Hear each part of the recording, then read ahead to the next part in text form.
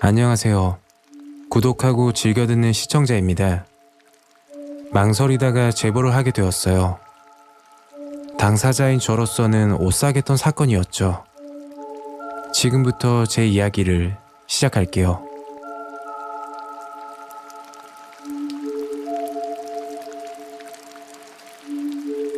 때는 3년 전, 저는 20대 중반 여성입니다. 부산 사구에 위치하는 원룸에 거주할 때였어요. 직장 생활을 하다 남는 시간에 주로 게임을 즐겨 하곤 했죠. 아케이드 게임인데 한번 접속하면 시간 가는 줄 모르고 했었답니다. 한창 게임을 즐겨 하던 중 혼자서만 하니 재미가 떨어지더라고요. 그래서 게임 안에서 길드를 가입하게 되었죠. 길드는 말 그대로 저와 마음에 맞는 사람들끼리 즐길 수 있는 공간이라고 보시면 돼요. 그렇게 길드 사람들과 같이 게임을 하며 점점 가까워졌어요. 6개월쯤 지나서 길드에서 공지사항이 하나 올라왔죠. 여러분, 부산 해운대에서 저녁 7시 정모합니다. 라고 적혀 있었고 내용은 회비 3만원과 그리고 상세한 장소들이 적혀 있었어요. 저는 평소에 같이 게임을 하던 사람들이 궁금하기도 했고 실제로 보진 못했지만 늘상 이야기하고 지내왔던 사람들이라 거부감은 들지 않았던 것 같아요. 그리고 남자분들만 있었다면 고민을 했겠지만 여자분들도 참석하신다길래 정모에 참석하기로 했죠.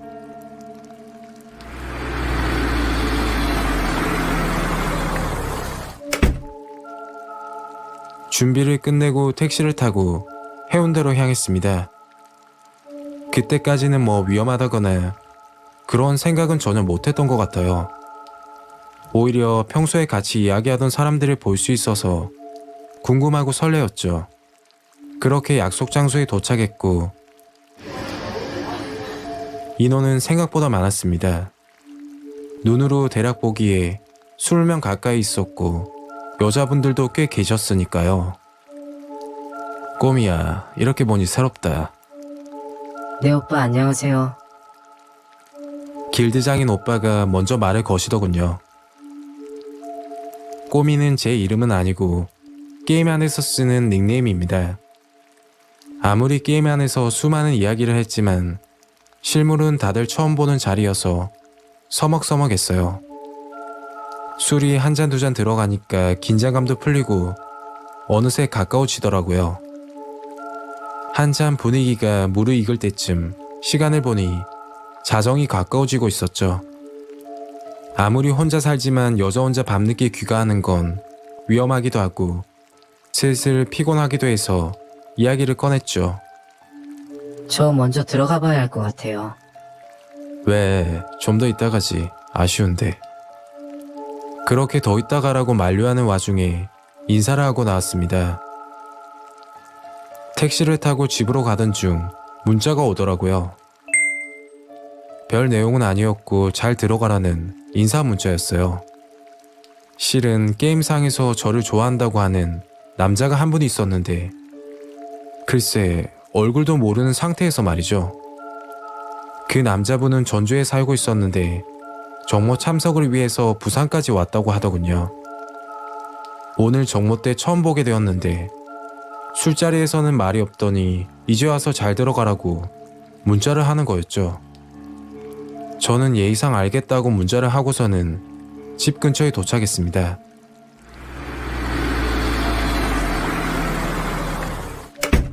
이때까지는 아무것도 몰랐어요.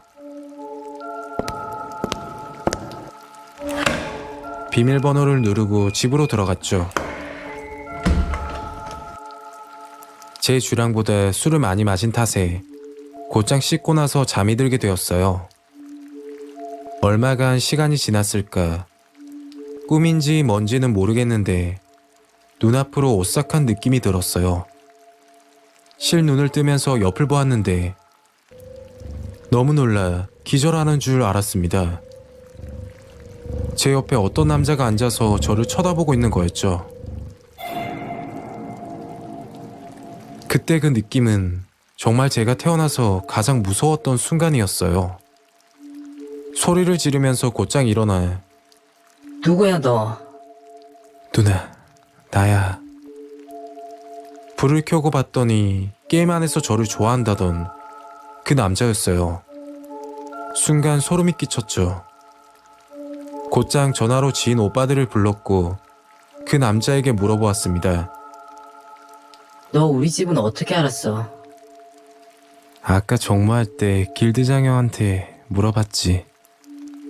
라고 말하는 거예요.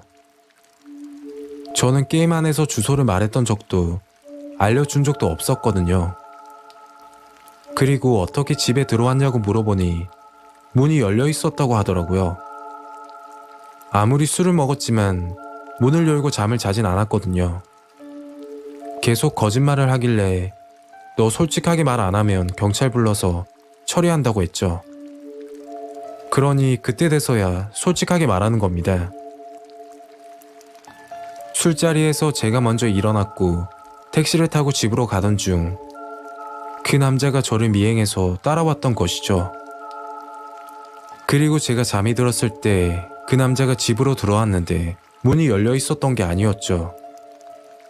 그 남자는 예전 직장에서 전자키 수리를 담당했던지라 원룸키는 눈 감고도 열 수 있을 정도였답니다. 도저히 안 되겠다 싶어서 경찰을 부르려고 했지만 잘못했다고 사정을 하고 다신 안 그런다며 빌었죠. 저도 일을 크게 만들고 싶은 생각은 없어서 그 남자와의 일은 그렇게 마무리 짓게 되었어요. 다음날 저는 길드장에게 그 남자에 대해 이야기했고 길드장은 그 남자를 강제 탈퇴시켰습니다. 그리고 신경 쓰지 않았죠. 그 남자가 사는 곳은 전주, 저는 부산이니까 만날 일도 없어 보였고요. 그리고 며칠 뒤 게임 친구 정리를 하려고 목록을 보던 중 그 남자가 보여 삭제를 누르려던 순간 프로필 정보를 보게 되었어요. 프로필에 한 줄의 글이 써져 있었는데 보고는 온몸에 소름이 돋았답니다. 아직 끝난 게 아니다 라고 한 줄이 적혀 있더군요. 도대체 그 말의 의미는 뭔지 너무 무섭습니다. 그 후로 저는 트라우마가 생겼고 수시로 현관 비밀번호를 바꾸고 모르는 번호는 받지 않게 되었어요. 그 남자는 아직도 저를 찾고 있을지도 모릅니다. 제 이야기는 여기까지입니다.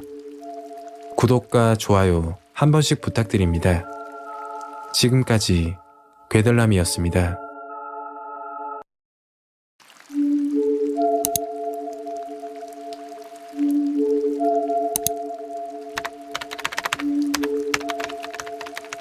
지금부터 시작하는 이야기는 9년 전 제 친구가 경험했던 이야기입니다. 실제로 있었던 사건이고 그때 당시 친구 이야기를 듣는데 온몸에 소름이 돋더군요. 오래전 일이지만 김해 사시는 분이라면 모두들 조심하시길 바랍니다. 이야기 진행상 그 친구 이름을 미진이라고 할게요.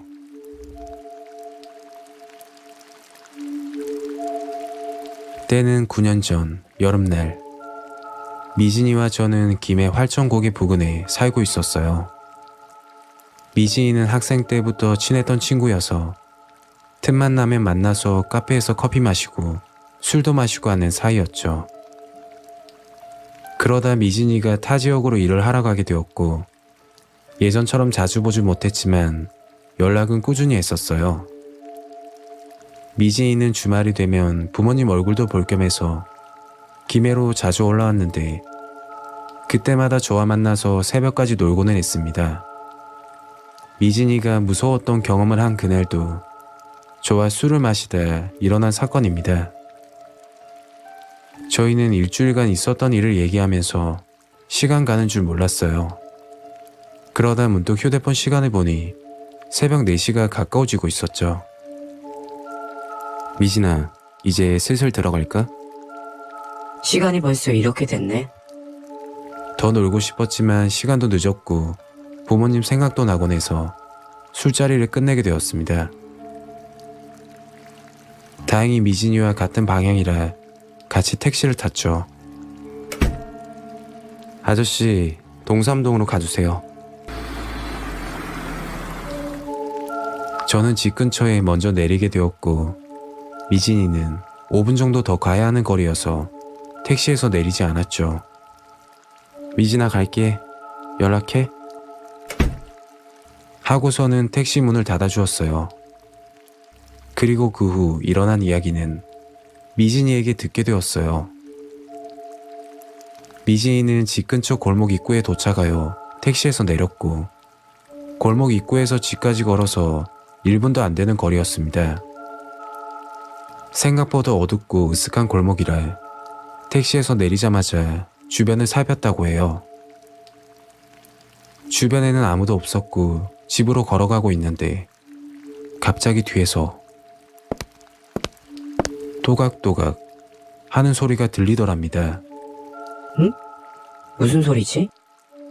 하면서 뒤를 보았는데 어두워서 잘 보이지 않았고 집으로 가려는 찰나 다시금 또각또각 소리가 들렸다고 해요.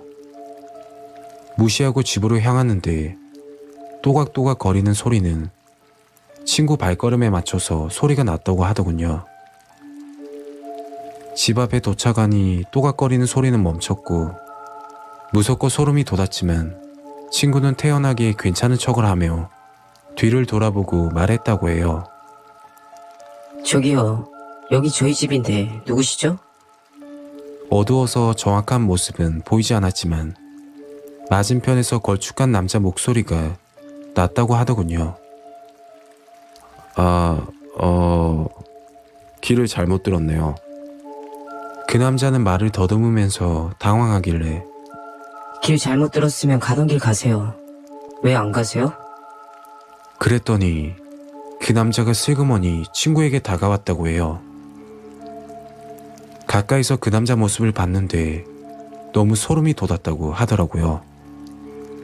그 남자 모습은 부자연스러운 긴 머리 가발에 이 더운 여름에 검정 긴팔 자켓에 그리고 검정 롱부츠까지 친구 키가 170에 힐도 신었는데 친구보다 키가 크고 대략 본다고 해도 키가 190처럼 보였다고 해요. 그리고 얼굴은 화장을 떡칠을 했다고 하더군요. 무서워서 뒷걸음을 치고 집으로 들어가려고 하는데 그 남자가 혹시 제 모습 어때요? 제가 지금 여자처럼 보이나요? 이런 거 좋아하지 않으세요? 하고 물어봤답니다. 친구는 정말 어이없고 무서워서 여자지만 그런 건 정말 싫어하고 여기 보시면 CCTV 설치되어 있는 거 아시냐고 녹화 중이니 얼른 가라고 화를 냈다고 해요. 그랬더니 그 남자는 아무 말 없이 순순히 갔다고 하더군요. 그런데 그게 끝이 아니었죠.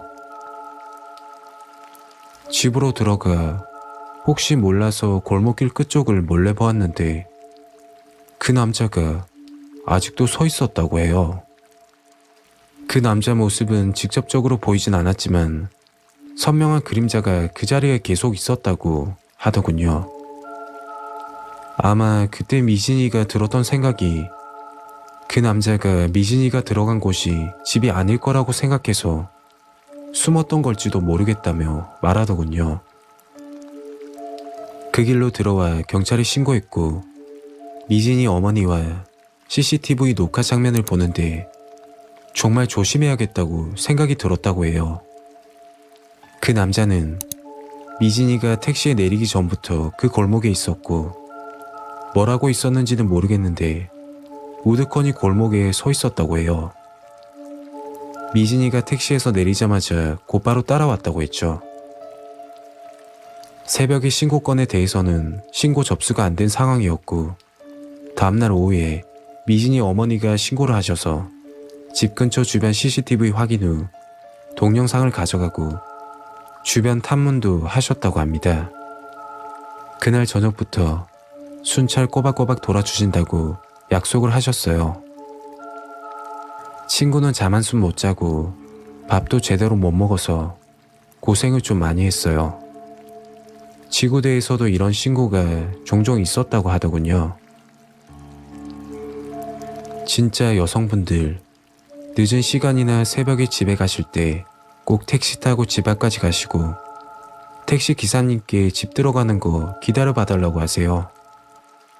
그리고 뒤에 여자가 따라온다고 해서 안심하시지 말고 미심쩍으면 얼굴을 한번 자세히 보시길 바랍니다. 남자분들도 조심하는 건 똑같고요. 생전 드라마에서 볼 법한 일을 친구가 겪으니 친구가 해준 이야기를 들었을 때는 온몸에 소름이 돋았답니다. 그 당시 친구는 얼마나 무서웠을까요? 그리고 마지막으로 친구가 해준 이야기가 기억에 남는데 그때 그 집이 친구 집이 아니었다면 어떻게 됐을지 모르겠답니다. 그 남자는 도대체 뭘까요? 제 이야기는 여기까지입니다. 시청해주셔서 감사드리며 구독, 좋아요 한 번씩 눌러주시면 감사하겠습니다. 지금까지 괴들람이었습니다.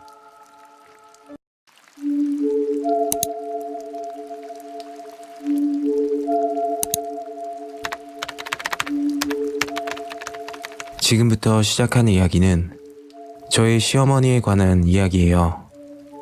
현재 결혼 5년 차이고 아들이 한 명 있습니다. 하지만 결혼 전부터 문제가 많았답니다. 무섭기도 하고 황당하기도 해서 제보를 하게 되었어요.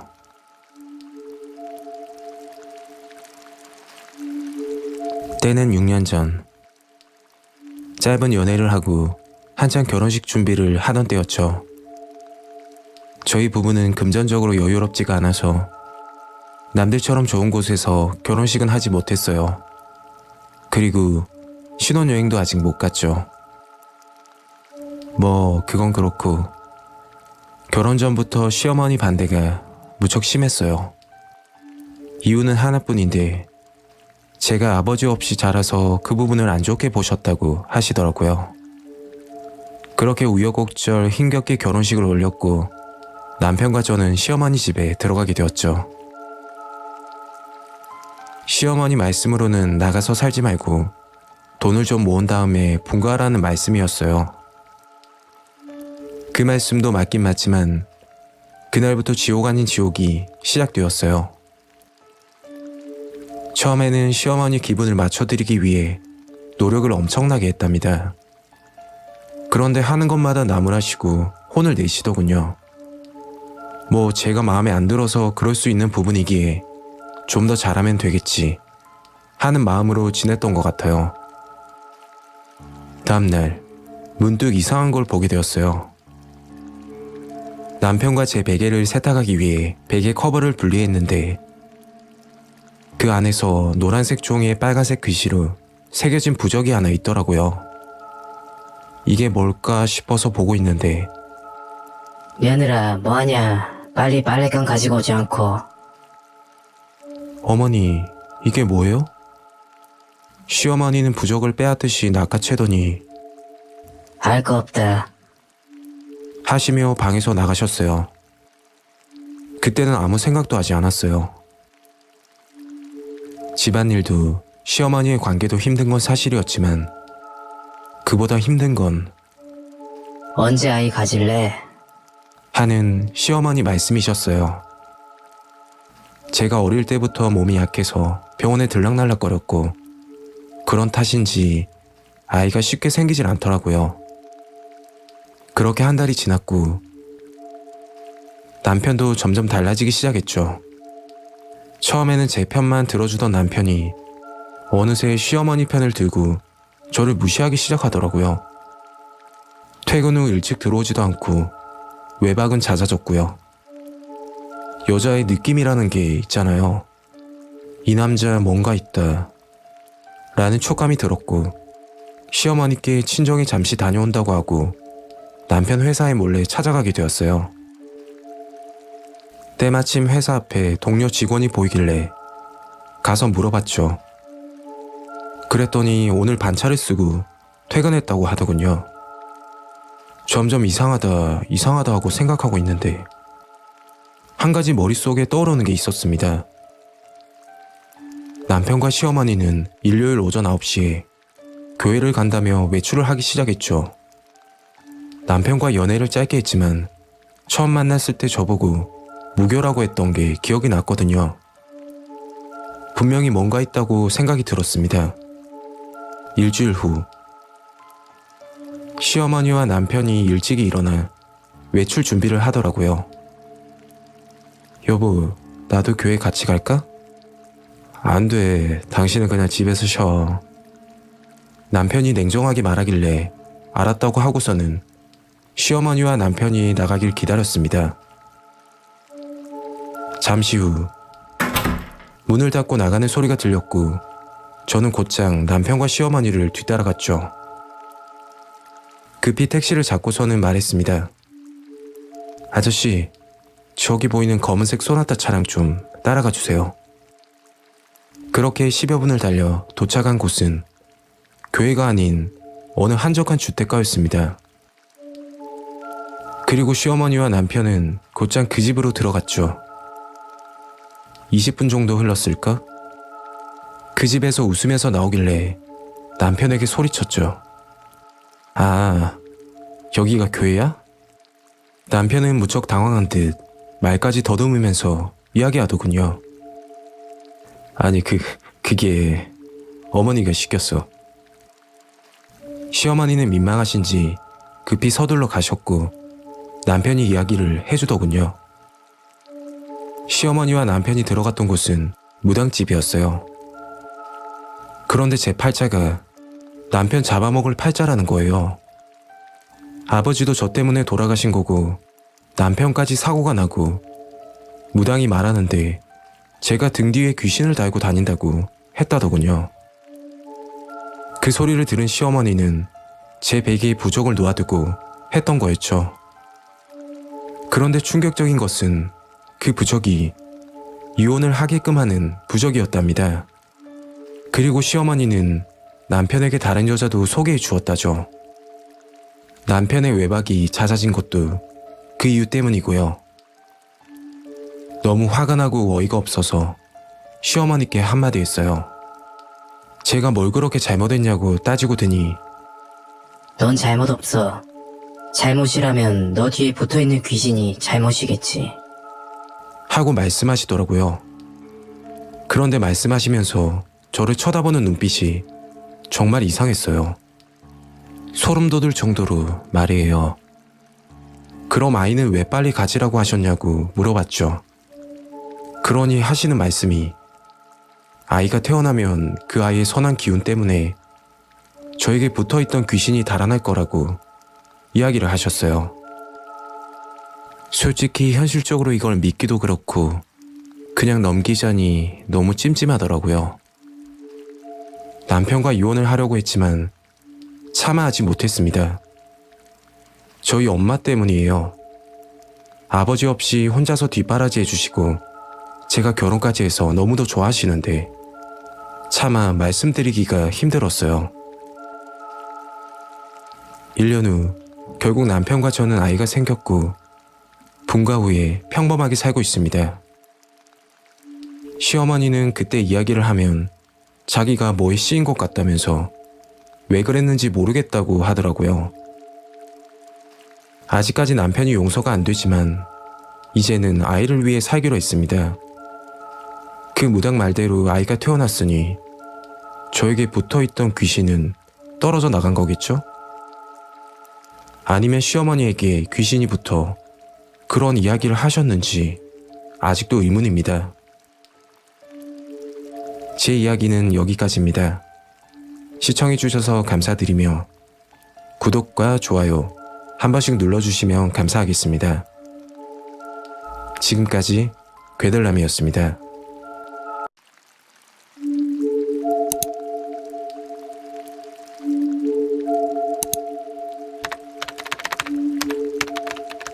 지금부터 시작하는 이야기는 제가 5년 전쯤 겪었던 일입니다.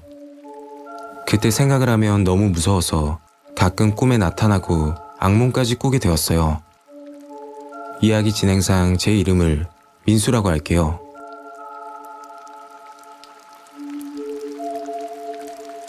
때는 6년 전, 저는 울산에 살고 있을 때였죠. 여기가 고향은 아니었고 조선소를 다니고 있었기 때문에 울산에서 기숙사 생활을 하고 있었습니다. 조선소에서 나름 쇠밥을 많이 먹었고 이제는 고참 소리 들을 만한 위치까지 올라갔죠. 그렇게 일을 하던 중 작업반장님이 저를 부르시더군요. 민수야, 오늘 신입 들어오는데 네가 잘 좀 가르쳐라. 조선소는 혼자보다 2인 1조로 하는 일이 많아서 신입분들이 오면 하나부터 10까지 다 가르쳐줘야죠. 점심시간이 돼서 식당으로 가려는데 멀리서 체격 좋은 남자분이 다가오는 겁니다. 민수 맞지? 반장이 니한테 가면 된다던데. 얼굴로만 보면 저보다 나이는 많아 보였지만 그래도 여긴 직장이고 제가 고참인데 초면부터 반말로 이야기하니 좀 황당하긴 했습니다. 그 남자분 이름은 태식이라고 부를게요. 그날이 태식이 형을 처음 본 날이었죠. 태식이 형의 모습을 잠깐 말씀드리자면 덩치가 좋고 얼굴이 사납게 생겨 누가 말을 걸기도 힘든 그런 모습을 풍기고 있었어요. 예, 지금 점심시간이라서 식당으로 가시죠. 그렇게 태식이 형과 같이 점심을 먹는데 밥을 먹다 체하는 줄 알았습니다. 오히려 제가 신입이 된 기분이었어요.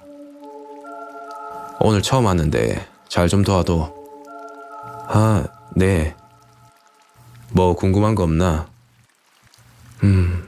생각나면 물어볼게요. 점심을 먹고 잠시 쉬다 현장으로 갔습니다. 첫날이라 태식이 형은 안전교육을 받고 다른 작업자들이 일을 하는 모습만 보고 있었죠. 오후 5시, 퇴근 시간이 되어 태식이 형과 현장에서 내려왔습니다.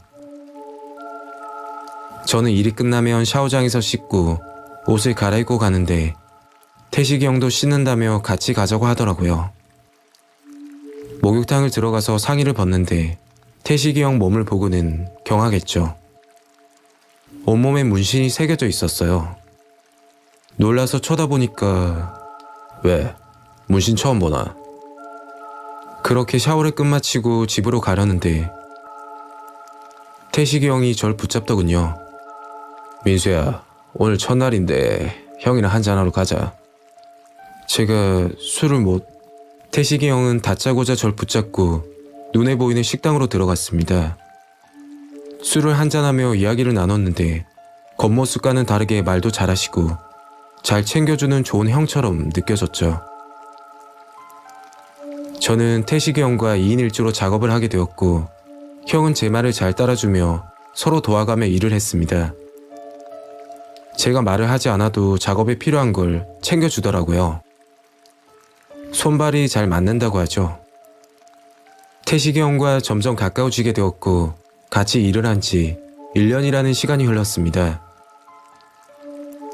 갑자기 어느 날 태식이 형이 저에게 말하더군요. 민수야, 형이 다른 일이 있어서 그만둬야겠다. 예? 갑자기요? 처음과 다르게 서운한 감정이 들었죠.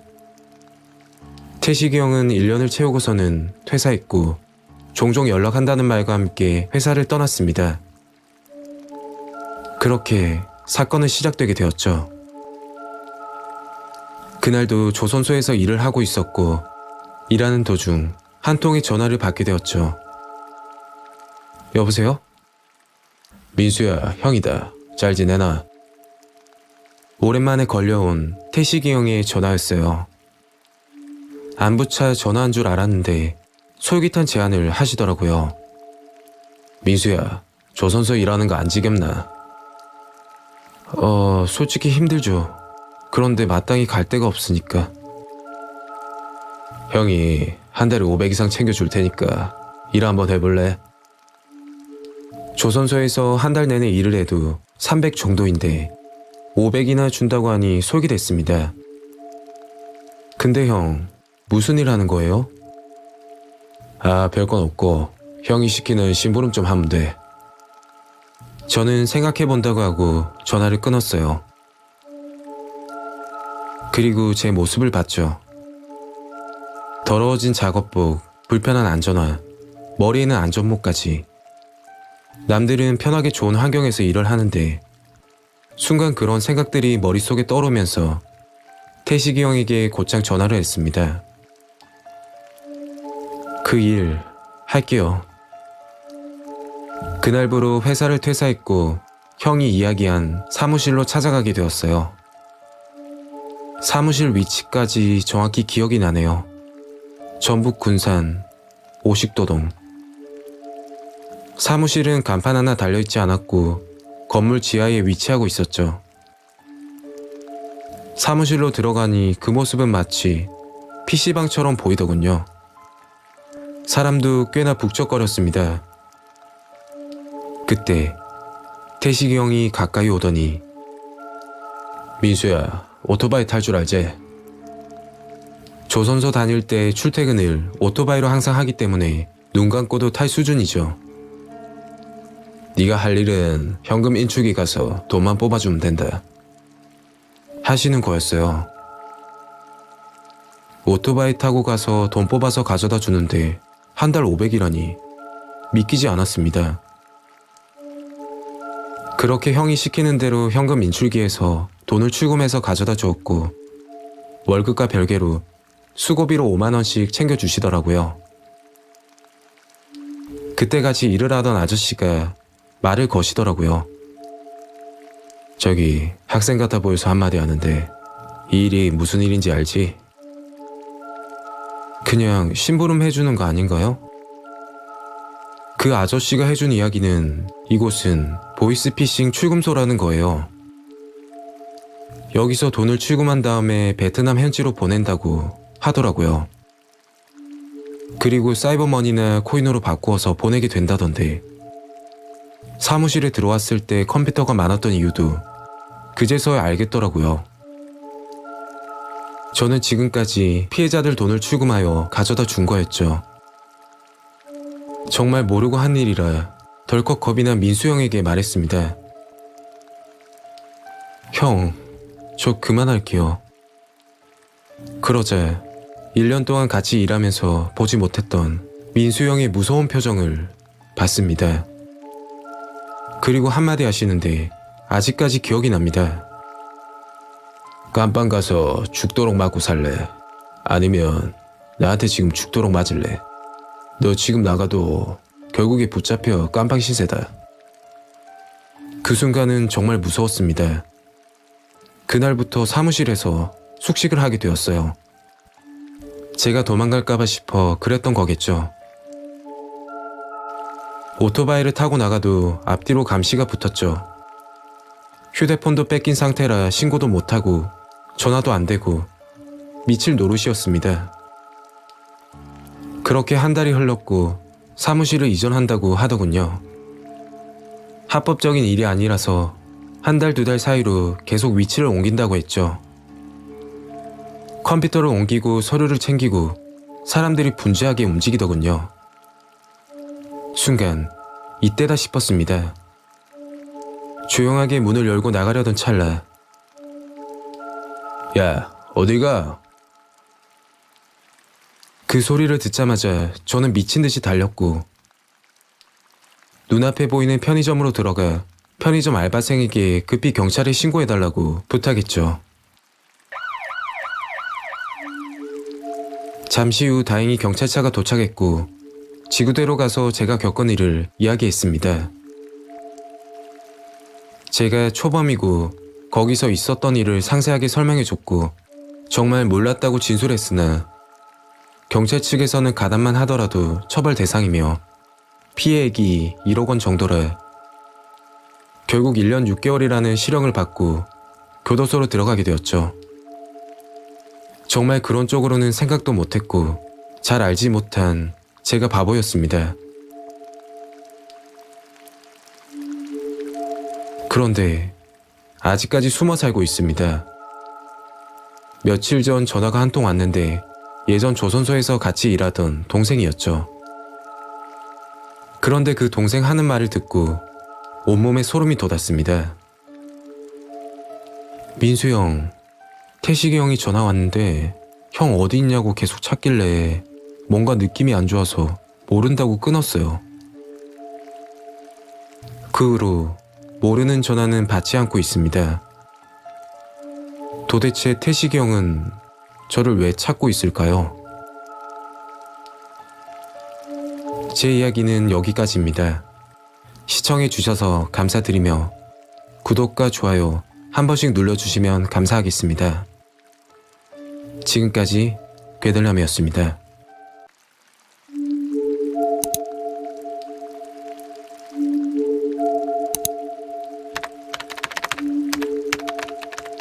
안녕하세요 여러분. 오늘 시청자 사연은 부산에 거주하고 계시는 30대 여성분이 보내주신 사연입니다. 가족에 관한 이야기인데요.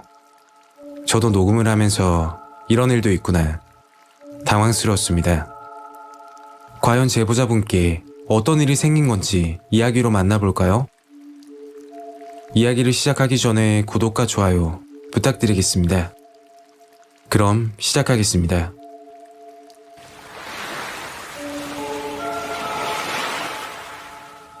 때는 7년 전 제가 20대 후반일 때 겪었던 일입니다. 지금은 다른 지역에 살고 있지만 그 사건을 겪었을 당시에는 부산에 거주할 때였죠. 저는 저보다 2살 많은 친언니가 있었어요. 어렸을 때부터 사이도 좋았고 쉬는 날이면 같이 영화도 보러 가고 하여튼 친구처럼 지냈죠. 그런데 2014년 9월 언니가 결혼을 하게 되었어요. 형부는 외모도 시원시원하게 생겼고 저희 부모님께도 싹싹하게 잘했던지라 부모님이 엄청 마음에 들어 있습니다.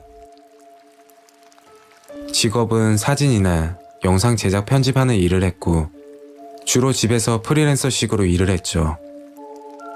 기술이 좋아서 연봉도 높은 편이라고 언니가 입버릇처럼 자랑을 했답니다. 그때까지는 언니가 결혼을 정말 잘했다고 생각했고 저도 속으로 형부 같은 남자 만나야지 생각을 했었답니다.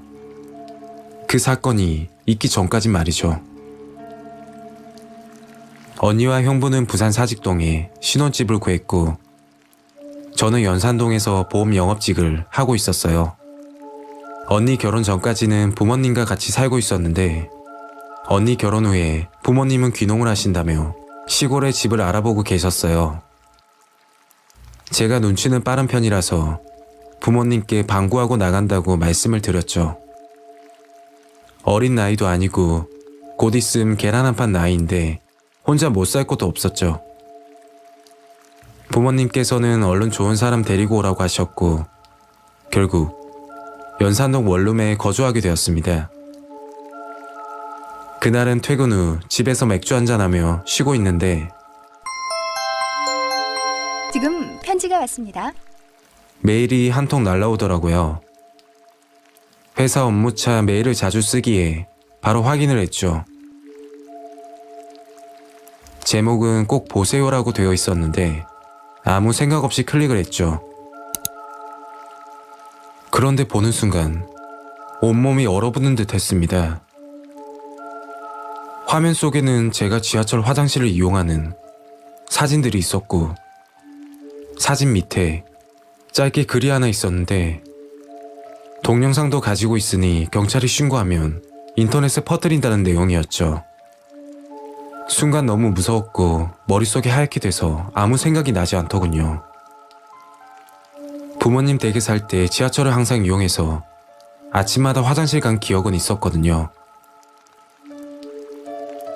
차마 부모님께 말씀드리지는 못하겠고 경찰에 신고하자니 인터넷에 유포할까봐 걱정이 되더라고요. 그래서 그날 밤 언니에게 이야기를 했습니다.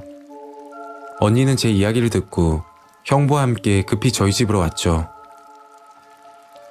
그나마 다행이었던 게 형부 직업이 사진 영상 편집을 하고 있어서 급히 물어봤습니다. 형부, 이 사진들 진짜예요? 합성일 수도 있잖아요. 형부는 사진을 유심히 바라보더니 처제, 이 사진들 진짜 같은데? 큰일이네 이거?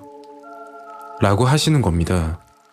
그 순간 더 무서워하며 있으니까 형부가 말씀하시더라고요. 처제, 경찰에 신고는 하지 말고 있어봐. 이런 애들 잘못 건드렸다가 인터넷에 유포되면 큰일이야. 그럼 어떻게 해야 돼요? 형부는 일단 혼자 있으면 위험하니 형부네 집으로 가자고 이야기했습니다. 그리고 형부 말대로 직장도 당분간 휴가를 내고 언니 집에 있었죠. 언니도 직장인이어서 언니가 출근하고 나면 집에서 일하는 형부 식사를 챙겨주며 그렇게 지냈습니다. 형부 밥을 챙겨드리고 설거지를 하고 있는데 형부가 급히 방으로 저를 부르더군요. 처제, 매일 보낸 범인 찾으려면 돈이 좀 필요하겠는데? 얼마나요? 형부는 3천만 원 정도 이야기했고 당장 수중에 1,000만 원뿐이라고 말했죠. 그랬더니 나머지 돈 2천만 원은 형부가 빌려주신다고 하더라고요. 그리고 일주일 후 형부가 점점 이상해지기 시작했어요.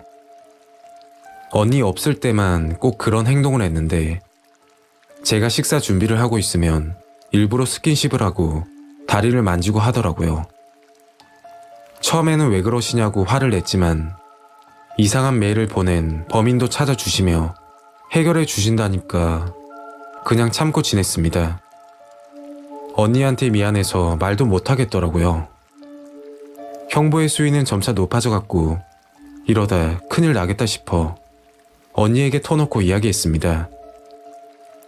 그날 형부와 언니는 이혼하니 많이 대판 싸우게 되었고 저 때문에 이런 일이 생긴 것 같아 아무 말도 못했습니다. 이왕 이렇게 된 거 모르겠다 싶어서 경찰서로 찾아갔고 메일 내용과 사진들을 보여줬습니다. 며칠 후 사이버 수사팀에서 연락이 한 통 왔고 메일 발신자 IP 주소가 언니 집으로 밝혀졌다더군요. 잘못된 거 아니냐며 재차 되물었는데 확실하다고 하더군요. 저는 언니에게 이 사실을 이야기했고 그날 충격적인 일이 터졌습니다.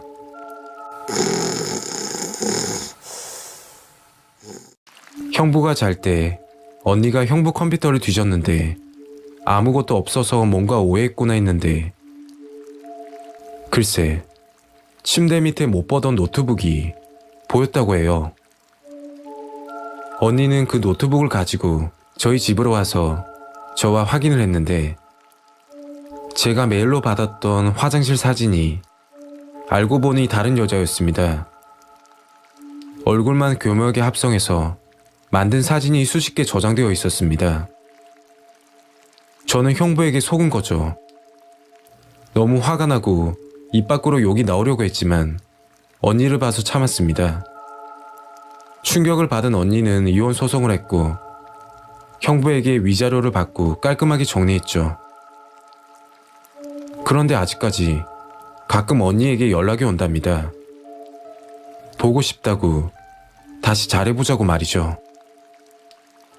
그 후로 언니는 혼자 살고 있고 남자 만나기가 조심스럽대요.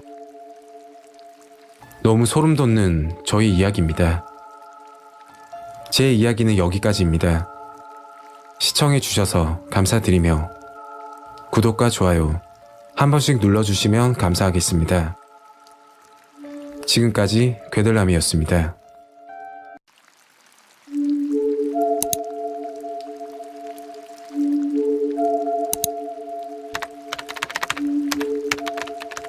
안녕하세요 여러분. 오늘 시청자 사연은 대구에 거주하고 계시는 60대 남성분이 보내주신 사연입니다.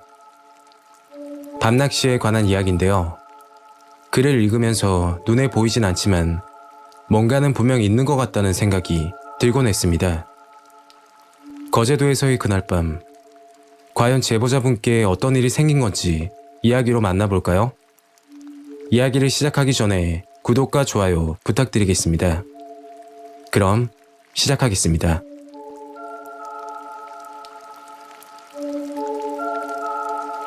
(4개월) 전에 있었던 일입니다. 저는 2020년 다니던 직장에서 정년 퇴직을 하고 집에서 늘상 TV만 보다가 마누라가 차려주는 밥을 먹고 그리고 해가 지면 잠이 들고 그런 무의미한 일상을 보내고 있었습니다. 30년째 다닌 직장을 퇴직하고 나니 제가 뭘 해야 할지도 모르겠더라고요. 정년 퇴직 전에는 이것저것 하고 싶은 게 있었지만 막상 퇴직을 하고 나니 아무 생각이 들지 않았습니다. 그날도 TV를 시청하다 낚시 예능 프로를 보게 되었어요.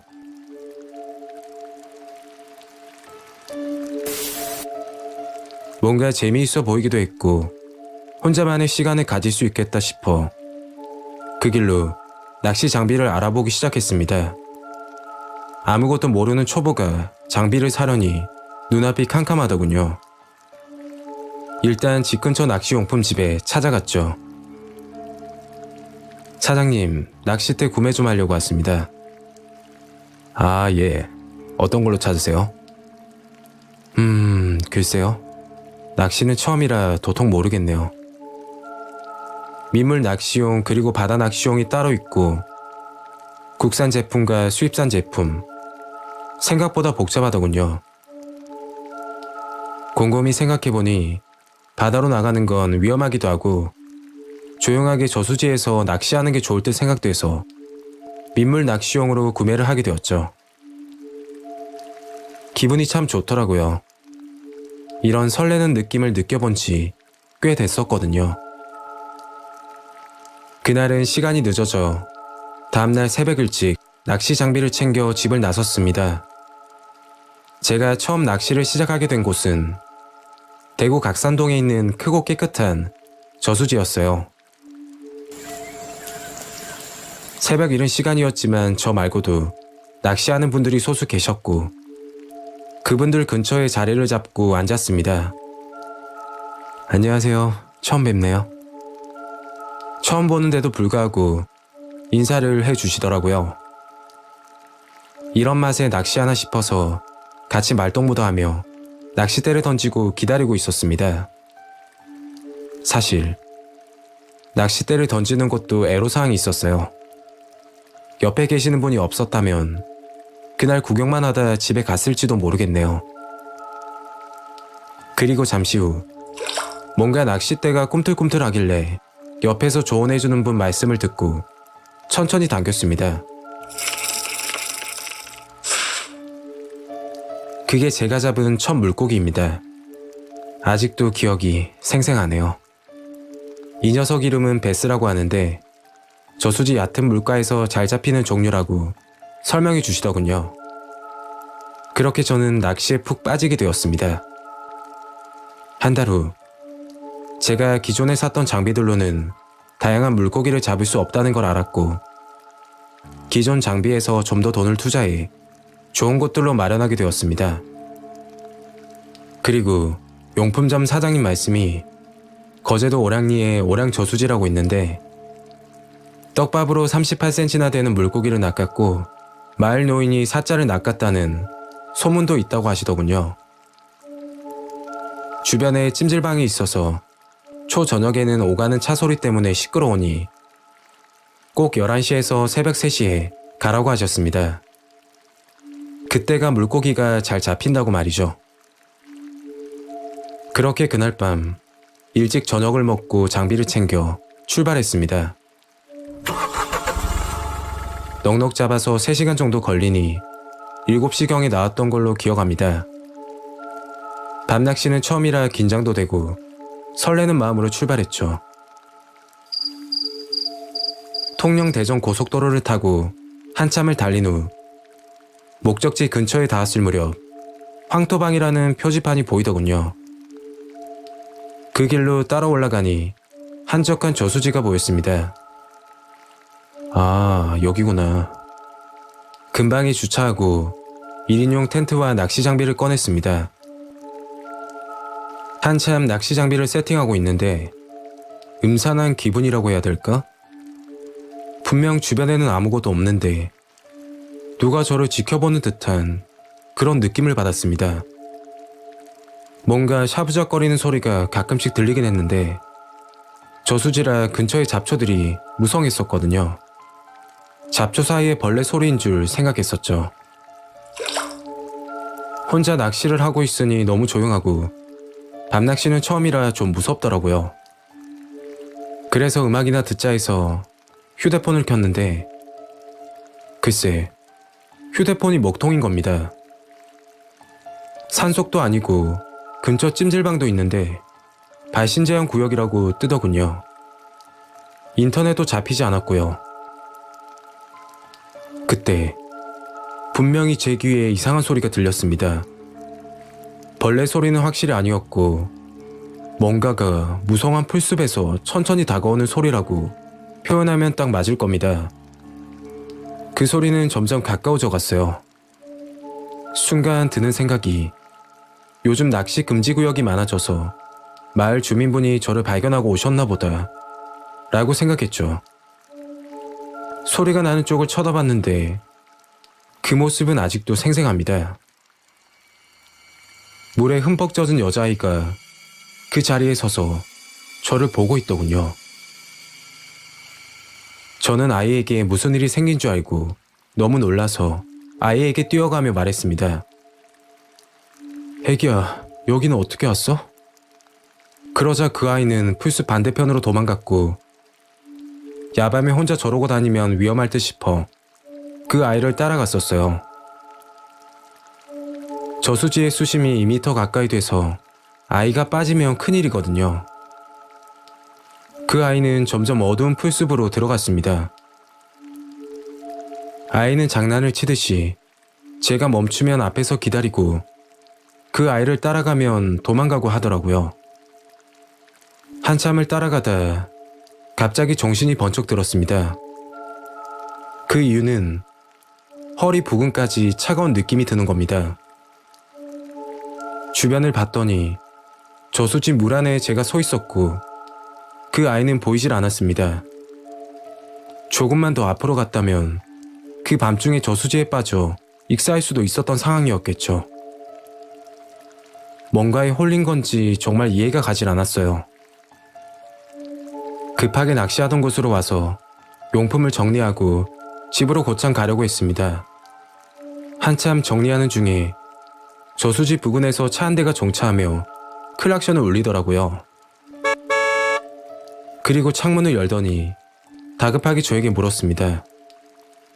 아저씨, 죄송한데 9살짜리 여자아이 보셨어요?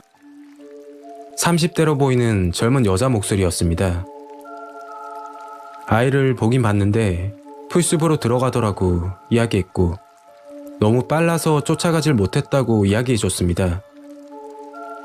장비를 정리하고 차에다 시동을 거는데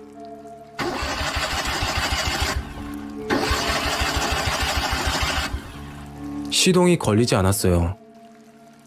알고 봤더니 라이트를 켜둔 상태로 내려서 배터리 방전이 된 거였죠. 시간도 늦었고 근처 찜질방도 있어서 한숨 자고 가자며 찜질방으로 들어갔습니다. 다음날 보험사를 불러 배터리 충전을 하고 가려는데 마을 주민으로 보이는 어르신이 지나가시더라고요. 어제 일이 문득 생각이 나서 여쭤봤습니다. 저 어르신, 제가 어제 낚시를 하다 어린아이를 봤는데 혹시 마을에 무슨 일 없습니까?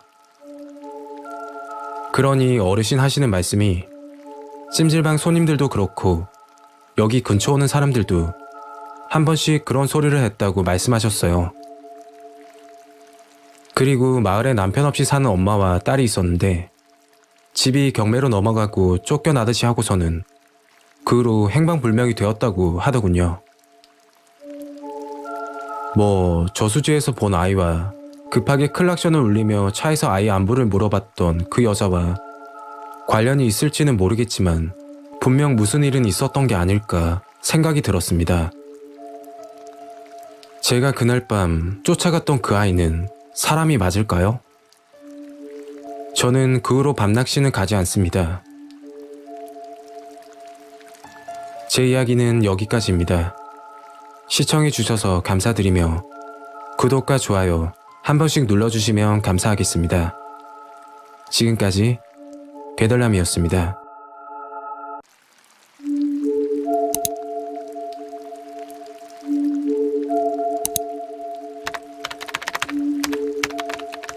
안녕하세요, 여러분. 오늘 시청자 사연은 대전에 거주하고 계시는 20대 여성분이 보내주신 사연입니다. 중고 거래에 관한 이야기인데요. 사연을 읽으면서 안타깝기도 했습니다. 아무리 돈이 필요해도 이런 거래는 절대 하지 마시길 바랍니다. 과연 제보자분께 어떤 일이 생긴 건지 이야기로 만나볼까요? 이야기를 시작하기 전에 구독과 좋아요 부탁드리겠습니다. 그럼 시작하겠습니다.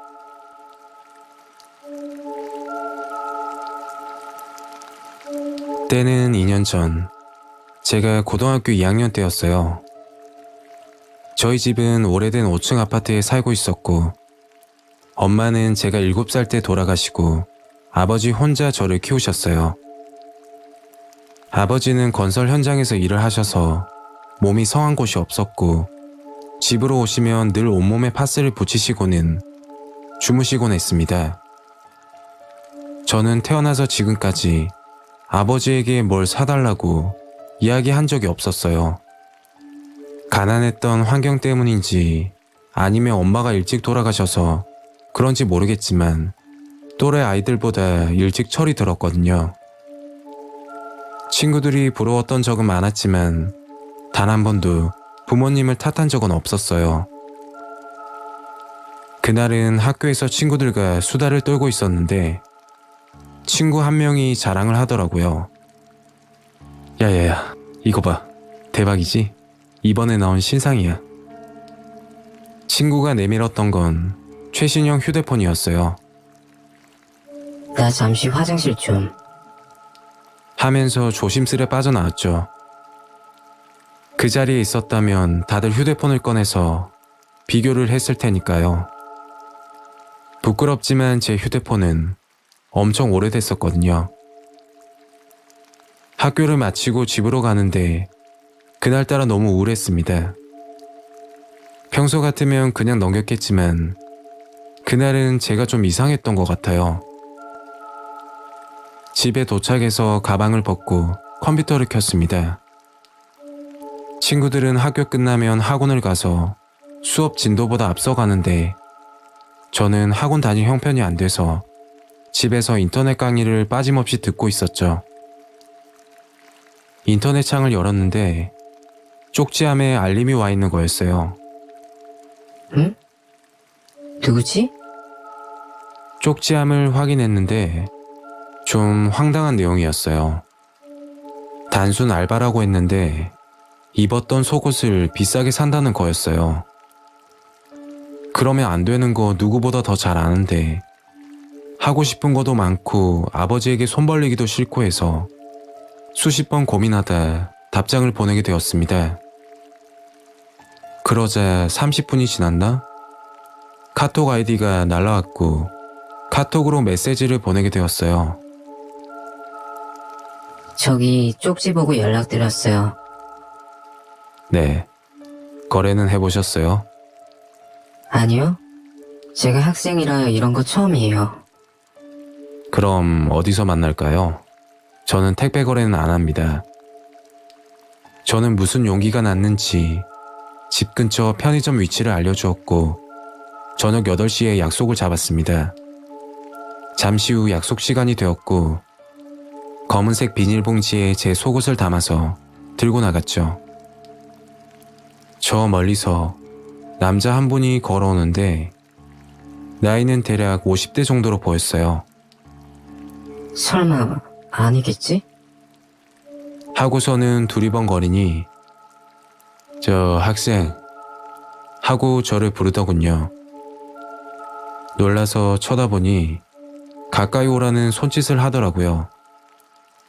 역시 저와 메시지를 주고받았던 분이었고 저는 손에 들고 있는 검은색 비닐봉지를 건네려고 하는데 이상한 말씀을 하시는 겁니다.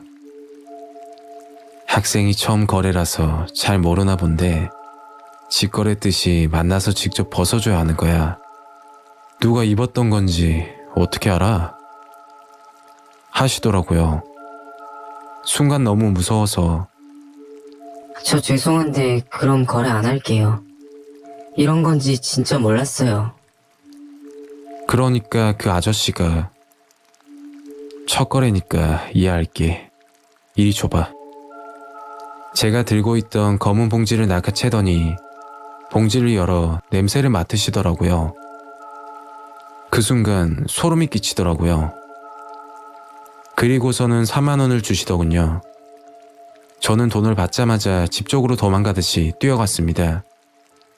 죄책감이 들었지만 그 일이 시작이었죠. 학교를 마치면 집으로 가자마자 본격적으로 거래 사이트를 찾기 시작했어요. 그런데 거래하기로 해놓고서는 약속을 안 지키고 이상한 질문만 하는 분들이 엄청나게 많더군요. 돈 벌기 쉬운 게 아니더라고요. 그러다 문득 생각이 하나 떠올랐습니다. 제가 직접 중고거래 카페를 만들어서 운영을 해보자는 생각이었죠. 거래했던 사람들만 가입시켜 정기적으로 판매를 하려고 생각했던 것이었죠. 지금 와서 생각해보면 18살 어린 나이에 어떻게 그런 생각을 했는지 모르겠지만 점점 더 욕심이 나더라고요. 그래서 본격적으로 카페 운영을 했고 10명 남짓되던 회원들은 급격하게 늘어나기 시작했죠. 정말 이러면 안 되는 거 알지만서도 회원 중 구매를 가장 많이 하시는 분은 직접 만나 데이트도 하는 이벤트도 진행했었답니다. 그렇게 순탄하게 흘러갈 줄 알았던 일이 문제가 생겼습니다. 회원 중 한 분이 젊은 남성분이었는데 제가 다니던 학교까지 파악을 했던 상황이었죠. 어떻게 알았던 건지 모르겠지만 지금 상황으로서는 알게 된 사실은 중요하지 않았어요. 당장 학교에 소문이라도 퍼지게 되면 전학은 물론이며 아버지까지 알게 되니 미칠 노릇이었습니다. 그 후로 운영하던 카페는 닫게 되었습니다. 그런데 어느 날 저희 집 우편함에 이상한 쪽지가 붙어 있더라고요. 쪽지의 내용은 데이트해주면 소문 안 낼게. 너 그러는 거 집에서 알아? 학교에서 너가 그러는 거 알면 어떻게 될까? 협박성 쪽지들이 계속해서 왔습니다. 하루하루 정말 피가 말랐고 아버지가 퇴근하고 그 쪽지를 우연히 보게 된다면 더욱더 큰일이었어요. 그러다 그날 사건이 터지게 되었습니다. 집에서 공부를 하고 있는데 현관문 밖에서 문을 열고 저를 부르시더라고요. 미정아, 이 사람 누구야? 아버지 옆에 남자 한 명이 서 있었는데 얼굴을 보니 제가 처음 거래했던 50대 아저씨였어요. 깜짝 놀라서 아무 말 못하고 서 있으니까 누구냐니까?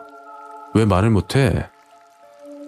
아버지가 다그치시길래 지금까지 있었던 일을 솔직하게 터놓았고 아버지와 저 그리고 그 아저씨와 경찰서로 가게 되었죠.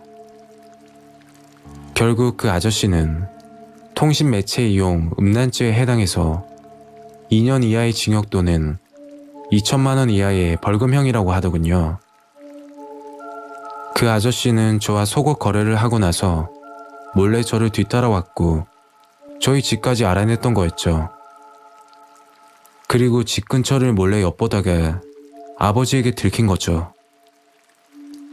더 소름이 돋았던 건 저희 집 앞 CCTV를 확인했더니 글쎄, 저희 집 주변을 어슬렁거리며 돌아다니는 모습이 한두 번 찍혀있던 게 아니었고 저희 집이 1층이고 불을 켜면 베란다 창문으로 제 방이 보이는데 밖에서 저를 보면서 이상한 짓도 했다고 하더라고요.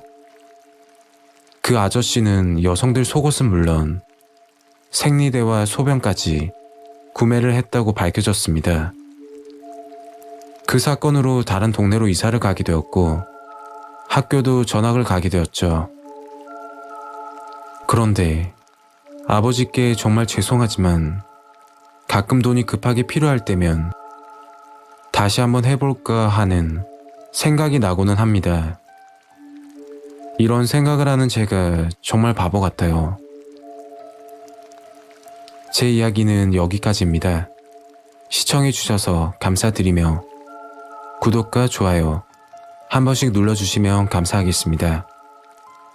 지금까지 괴덜남이었습니다.